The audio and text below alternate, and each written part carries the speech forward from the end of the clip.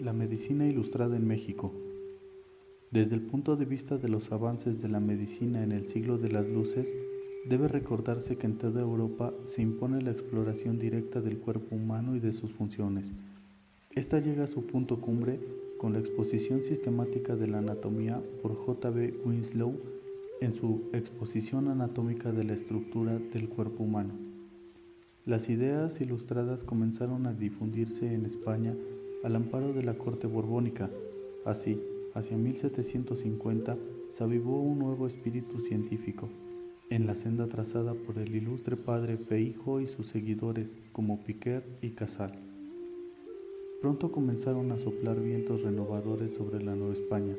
En realidad, hubo corrientes continuas de ideas entre el antiguo y el nuevo mundo, lo que puede comprobarse por la presencia de revistas y tratados científicos europeos en las principales bibliotecas novohispanas. En la Biblioteca de la Real y Pontificia Universidad de México, creada en 1760, se podían encontrar revistas de origen francés como el Journal de Medicine y el Journal de Chirurgie. De esta manera, el pensamiento médico de la Ilustración tuvo influencia sobre la entonces Nueva España. La ilustración en México. Una de las áreas que recibió un impulso importante gracias a las ideas ilustradas fue la cirugía. Las reformas en esta materia se dieron tanto en la España peninsular como en la Nueva España. Recuérdese que en esta última la actividad quirúrgica oficial quedó relegada a las licencias que otorgaba el Real Tribunal de Protomedicato a los cirujanos romancistas que llegaban a tierras americanas. Dicha licencia les permitía corregir fracturas, colocar vendajes y quitar abscesos, y solo a aquellos que demostraran la habilidad suficiente les era permitido hacer amputaciones, y poco a poco se fueron modificando las condiciones para la formación de cirujanos en tierras novohispanas. El acto más importante de recordar con relación a la cirugía son las reformas palafoxianas en 1645, las cuales le otorgaron un carácter de obligatoriedad a la realización de las direcciones de su anatomía, como eran llamadas entonces tales prácticas, y aunque se cumplió cabalmente con dichas ordenanzas, las anatomías se hicieron bajo la influencia de la anatomía galénica predominante en la Nueva España. El cambio de perspectiva no vino sino hasta muy entrado el siglo XVIII. Con la Real Academia de la Anatomía Práctica de México, Antonio Arroyo era encargado de administrar los bienes del Hospital Real de Naturales, institución de la corona fundada en 1531 para atender la salud de los súbditos indígenas. Solicitó al marqués de Cluillas, por entonces virrey de la Nueva España, que construyera un anfiteatro en dicho hospital para realizar anatomías a los indios muertos por las epidemias. Probablemente la mortandad vista en el Hospital Real de Naturales en la epidemia de 661-64 fue desistida para animar a Antonio Arroyo a hacer la petición al virrey. Era necesario practicar las anatomías para saber de qué morían y evitar el contagio de los españoles. Bartolache y la ilustración médica. El doctor Bartolache, nacido el 30 de marzo de 1739 en Guanajuato, el cual fue muy importante en la medicina novohispana del siglo XVIII, siendo huérfano desde temprana edad, fue ayudado por varias personas y logró ingresar al colegio de San Ildefonso. Después de ser expulsado se le retira la ayuda y este tuvo que ganarse la vida de maestro en Mazatepec. Después de un tiempo pudo irse a la capital y entrar a la cátedra de medicina de la universidad gracias a la ayuda económica de Joaquín Velázquez de León. En 1766 obtiene su título y al año siguiente decide ocupar la cátedra en matemáticas debido a que, en su opinión, las diversas áreas de la matemática son necesarias para un médico. En 1772 obtiene el grado de doctor y empieza la publicación de su periódico médico titulado El Mercurio Volante. Publicó 16 números de dicho periodo, del 17 de octubre de 1772 al 10 de febrero de 1773.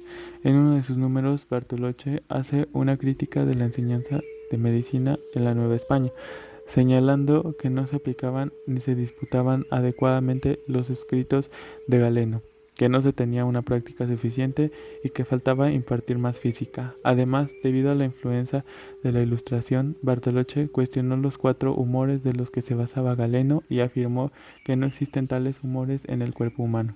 Entre otras aportaciones de su periódico están la descripción del barómetro y termómetro, un artículo sobre el pulque, la traducción de la memoria del doctor Luigi Cornaro y un ensayo anónimo acerca de la importancia de la medicina. Por otra parte, José Antonio Alzate nació en Ozumba en 1737.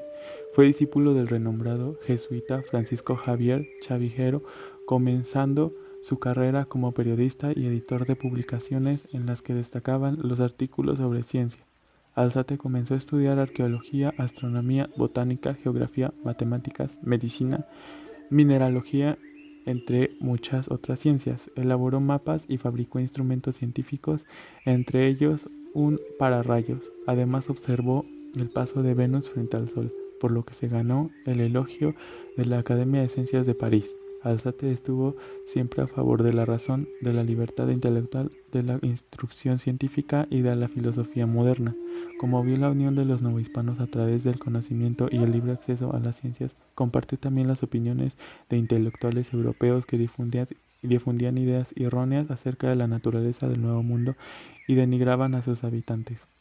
La obra de Alzate ayudó a establecer un ambiente cultural renovado y con ideas culturales progresistas en el que se formaron personajes que después participaron en el proceso de independencia de México.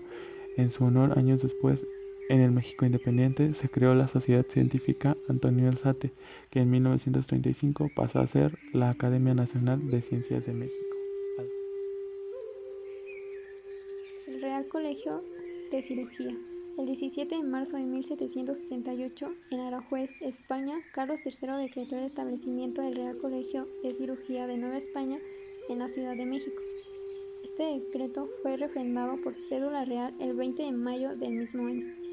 El decreto permitía la impartición de la cátedra de anatomía práctica en el Hospital Real de Naturales en la Ciudad de México, pero al constituirse el colegio se agregaron las cátedras de fisiología y cirugía.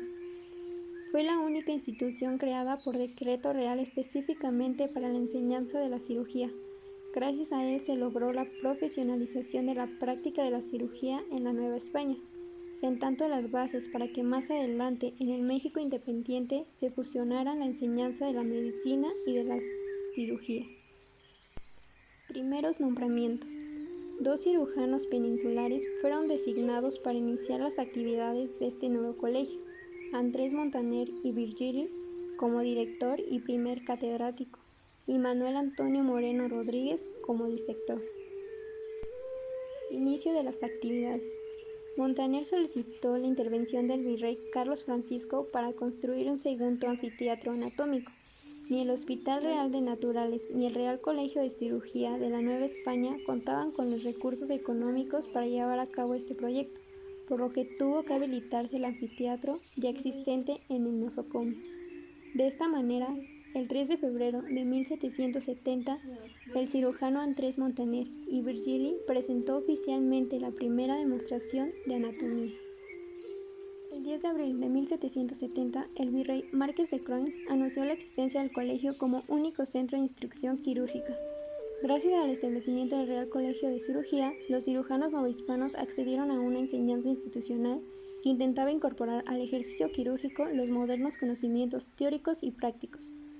El obtener nuevos conocimientos implicó un cambio de tipo curricular en la formación de los cirujanos y trajo consigo la generación de una nueva concepción de la medicina, como profesión y como práctica.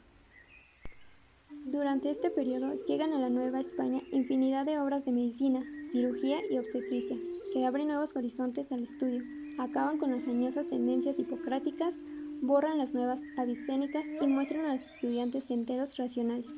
Los profesores del Real Colegio de Cirugía basaron sus sistemas de enseñanza en los estudios de anatomía, la práctica de disecciones en cadáveres y el estudio clínico completo de los pacientes. Las materias que se impartían: anatomía práctica, operaciones de cirugía, fisiología y la clínica. En el año de 1789 se agregó a estas 4 materias básicas la cátedra de botánica, misma que ya cursaban los estudiantes de farmacia. Montaner trató de agregar las cátedras de patología y terapéutica, pero no tuvo éxito en esta propuesta, por lo que estas materias no se incluyeron en el programa académico. En 1779, el Tribunal del Protomedicato invitó a Andrés Montaner a formar parte de un grupo de cirujanos que evaluarían, en el Hospital de Naturales y en el Hospital de San Andrés, la aplicación de un nuevo tratamiento para la lepra a base de carne de lagartija. De los 8 enfermos que se atendieron, Montaner concluyó que ninguno de los casos había sanado. Moreno continuó con una carrera ascendente y en el año de 1790 presentó su obra Obstrucciones inflamatorias del hígado, la cual fue premiada por el Protomedicato. Los últimos años. Ya bajo la dirección de Antonio Serrano, el Real Colegio de Cirugía trató de conseguir su separación del Tribunal del Protomedicato. Esta separación permitiría al Real Colegio de Cirugía de México dar una mejor preparación a los cirujanos. Sin embargo, el Protomedicato defendió su derecho de mantener el control de la vigilancia tanto de las áreas médicas como de las quirúrgicas, y mantuvo su hegemonía hasta su desaparición en el año 1831. Durante la Guerra de Independencia en la Nueva España, los recursos del Real Colegio de Cirugía se vieron seriamente afectados. En agosto de 1818, Serrano solicitó al virrey Juan Ruiz de Apodaca el apoyo para sufragar los gastos del colegio, o bien que se le permitiera cobrar a los estudiantes cuotas de inscripción y el pago de mensualidades para poder cubrir dichos gastos.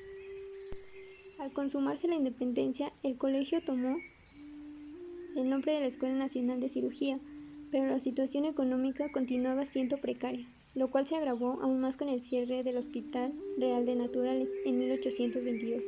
No obstante, las clases de disección continuaron impartiéndose en dichas instalaciones, en tanto que la parte clínica se impartía en el Hospital de San Andrés. Ya para el año de 1833, las instalaciones de la Escuela Nacional de Cirugía se encontraron en gran deterioro, por lo que el director José Miguel García Cabezón solicitó al gobierno que se le asignaran nuevas instalaciones, lo cual no fue concedido. En diciembre de 1837 fallece José Miguel García Cabezón y el presidente Anastasio Bustamante nombra a Manuel Andrade y Pastor como director de la Escuela Nacional de Cirugía.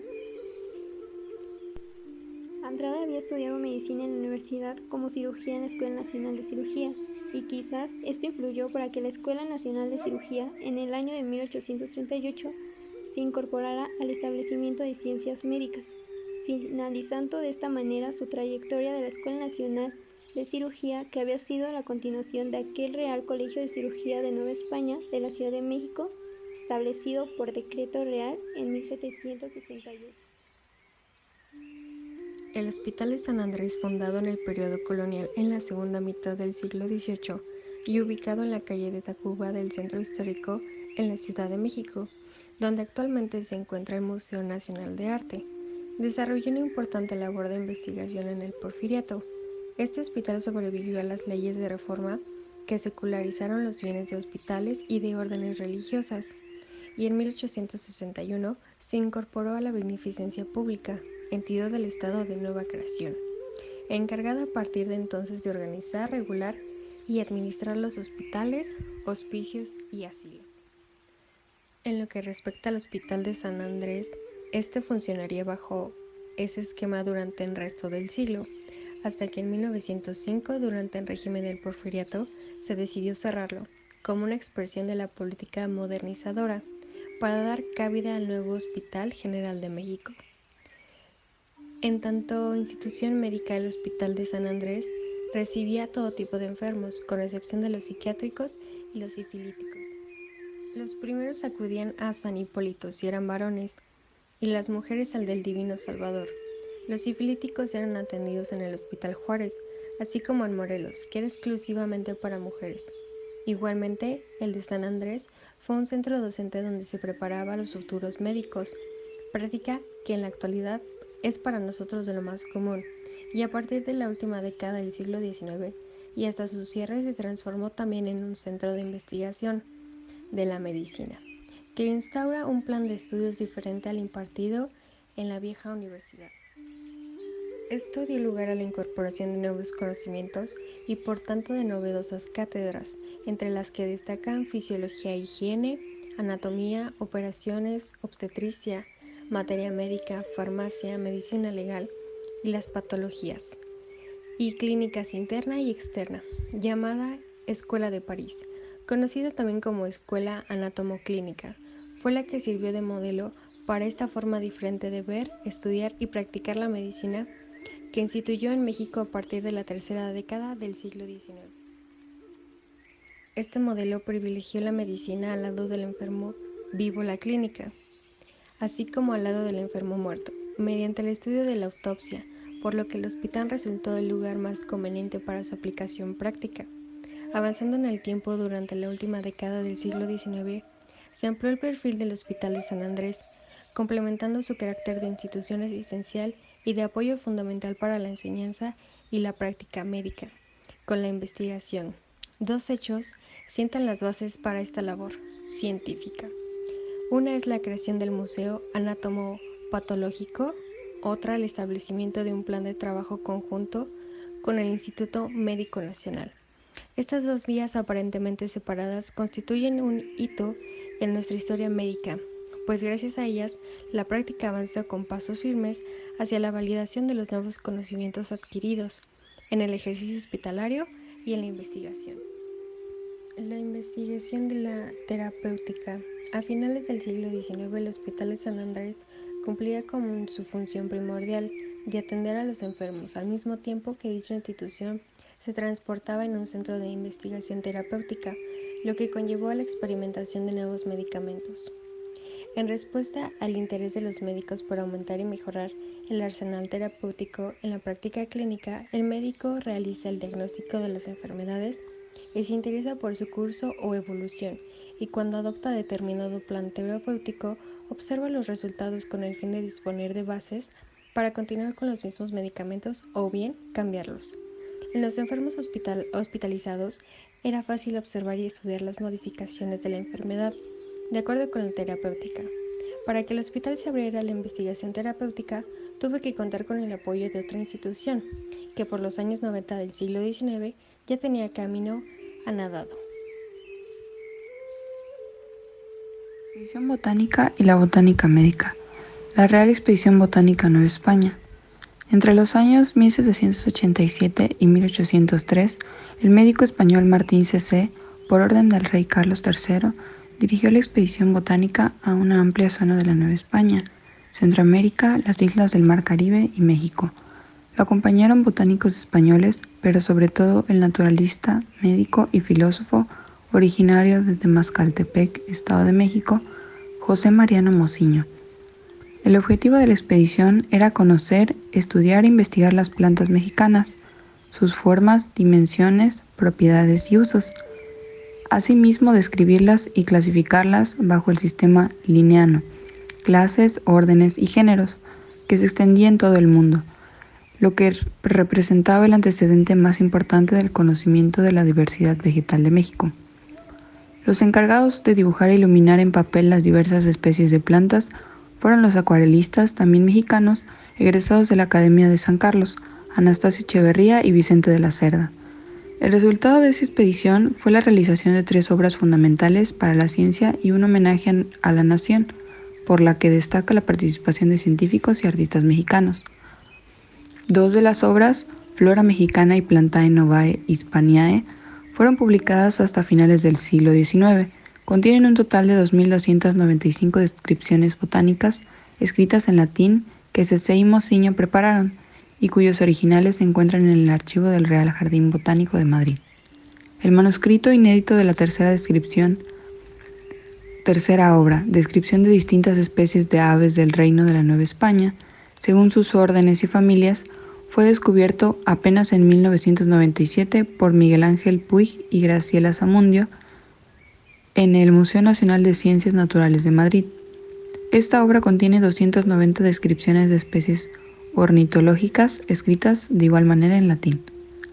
En 1981 aparecieron en Barcelona, en manos de la familia Turner, más de 2.000 acuarelas originales, productos de esta real expedición, a los que se les conoce como la colección Turner, que se encuentran custodiadas por el Hunt Institute for Botanical Documentation en Pittsburgh, Filadelfia.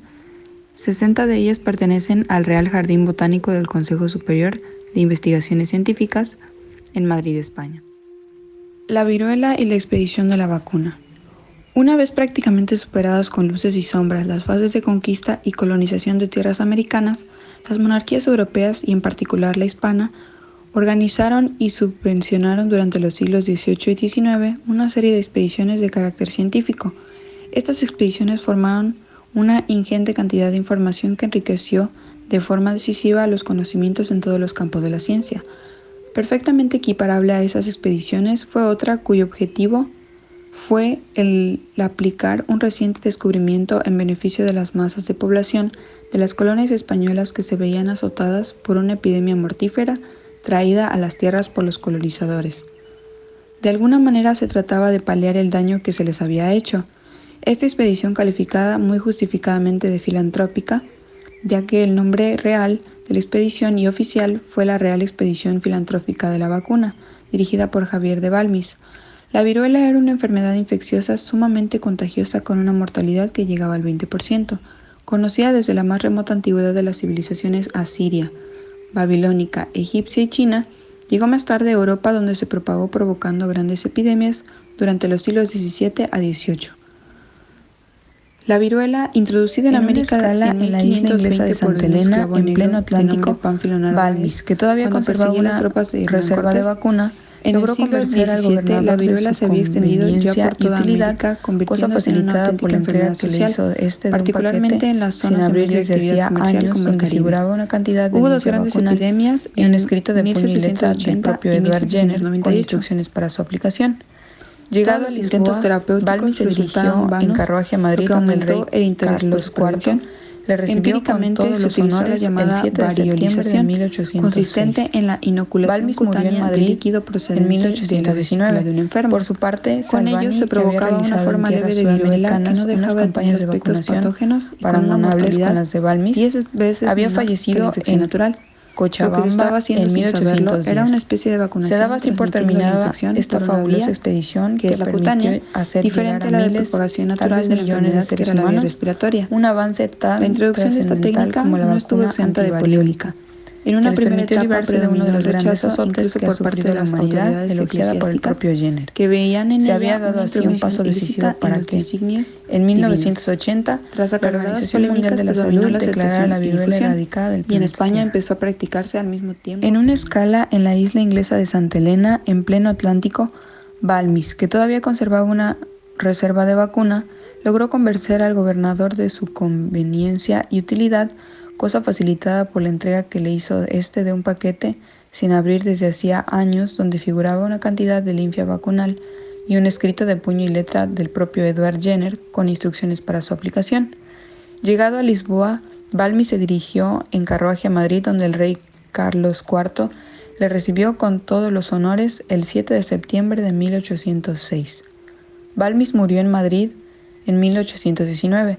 Por su parte, Salvani, que había realizado en tierras sudamericanas unas campañas de vacunación paragonables con las de Balmis, había fallecido en Cochabamba en 1810. Se daba así por terminada esta fabulosa expedición que permitió hacer llegar a miles, tal vez millones de seres humanos, un avance tan trascendental como la vacuna antivariólica, que les permitió librarse de uno de los grandes azotes que ha sufrido la humanidad, elogiada por el propio Jenner. Se había dado así un paso decisivo para que, en 1980, la Organización Mundial de la Salud declarara la viruela erradicada del planeta Tierra. En el equipaje, Balmis incluyó 500 ejemplares del libro de Moreau de la Sarthe, termómetros y barómetros meteorológicos, así como varios miles de ampollas de cristal donde conservar una gota de linfa vacunal. Estas ampollas se cerraban con parafina después de haber hecho el vacío, para lo cual también se dispuso de varias máquinas neumáticas. La primera etapa fue Santa Cruz de Tenerife, donde permaneció un mes para vacunar a la población de aquella ciudad y establecer un centro de vacunación desde donde difundir la vacuna al resto de las Islas Canarias. La siguiente etapa fue Puerto Rico, donde las autoridades no prestaron atención ni colaboraron con los expedicionarios, ya que allí se había difundido la vacuna desde las colonias inglesas y no se encontraron niños en condiciones de dar continuidad a los pases vacunales. A continuación, después de una tormentosa travesía, llegaron al puerto venezolano del Puerto Cabello, en lugar de hacerlo como estaba previsto al de La Guaira, y de ahí por tierra hasta Caracas, donde se les dispensó una cordial acogida y crean la primera junta de vacuna del continente, desde donde se difundió la vacuna a toda Venezuela. Esta junta de vacuna sirvió de modelo para las muchas que se instauraron luego a lo largo de la expedición. En Caracas la expedición se dividió en dos grupos, uno dirigido por Salvani y dirigía por tierra hasta Santa Fe y desde allí a muchos otros territorios de América del Sur, y otro bajo la dirección del propio Balmis. Lo haría por mar, nuevamente a bordo de la corbeta María Pita. Se dirigió a La Habana, donde se encontró también con que ya se había introducido la vacuna. Ante la dificultad de encontrar allí niños aptos para la expedición, Balmis logra la contratación de 3 esclavas cubanas como portadoras de la vacuna.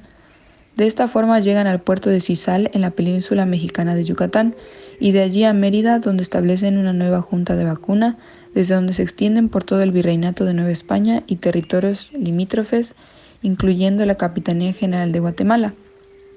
De regreso a Sisal ponen rumbo a Veracruz, donde se encuentran nuevamente con la dificultad de encontrar niños aptos, y en esta ocasión recurren a la tropa, llegando así por tierra a la capital del Virreinato, la Ciudad de México. En tierras mexicanas se establecieron varias juntas de vacunas, desde las que se difundió por todo el amplio territorio del Virreinato. Desde el puerto de Acapulco, la expedición se embarcó en el navío de Santa Bárbara, que cubría la línea regular a Manila, y donde los 26 niños mexicanos que se lograron reclutar padecieron unas condiciones mucho peores de lo que se embarcaron en la María Pita. En Manila se estableció nuevamente una junta de vacuna como centro de difusión de la vacuna en las Islas Filipinas. El 6 de junio de 1803 se publicó una real orden en la que se disponía la organización y se nombraba director a Javier de Balmis, quien quedó encargado de comprar todo lo necesario para el éxito de la empresa. Fue también decidido partidario de la variolización, método con el que se había adquirido una amplia experiencia. Otra obra de Balmis que demuestra el interés por la vacuna fue la traducción de francés en marzo de 1803 del libro de Jacques-Louis Moreau de la Sartre, Tratado Histórico y Práctico de la Vacuna. Este libro sirvió de guía general de la vacunación y entre el material cargado en su expedición figuraban un buen número de ejemplares para su distribución. Naturalmente faltaba el elemento fundamental y la razón de la expedición, la vacuna. Los viajes transatlánticos duraban como mínimo un mes y en consecuencia una persona vacunada al partir ya habría desarrollado toda la enfermedad durante la travesía y no serviría como fuente para obtener linfa vacunal. Por esta razón se reclutaron niños para irlos vacunando progresivamente. Al partir fueron vacunados 2 niños que a lo largo de una semana desarrollaron las vesículas características de la viruela vacuna. De estas vesículas frescas se obtuvo linfa con la que se vacunaron otros 2 niños y así sucesivamente. Las linfas de las vesículas más frescas se conservaban al vacío en ampollas de cristales especiales. De esta forma se conseguía llegar a las distintas etapas de la expedición con vacunas en perfecto estado. No fue fácil reclutar suficiente cantidad de niños tanto para el grupo inicial que se embarcó en A Coruña como para los grupos que se fueron creando en las distintas etapas en tierras americanas, y las condiciones requeridas eran que estuvieran sanos, que tuvieran edades entre 8 y 10 años y que no hubieran pasado por la viruela natural ni estuvieran ya vacunados.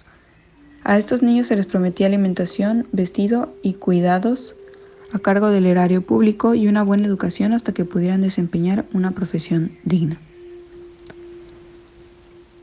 En el grupo inicial de los niños que se embarcó estuvo formado por 4 niños de los hospicios de Madrid y 18 de los orfanatos de Santiago de Compostela, haciendo un total de 22 niños, pronto conocidos como galleguitos. Este número era ligeramente inferior a los 25 que había calculado Balmis para el éxito de la misión. Entre estos niños estaba el hijo de la regidora de un orfanato de Santiago, Isabel Sendales, la citada mujer en la expedición. Tras febriles trabajos, el 30 de noviembre partía ya del puerto de A Coruña la María Pita, iniciándose así la expedición filantrópica de la vacuna, que había de durar hasta el 14 de agosto de 1806, después de haber dado la vuelta al mundo.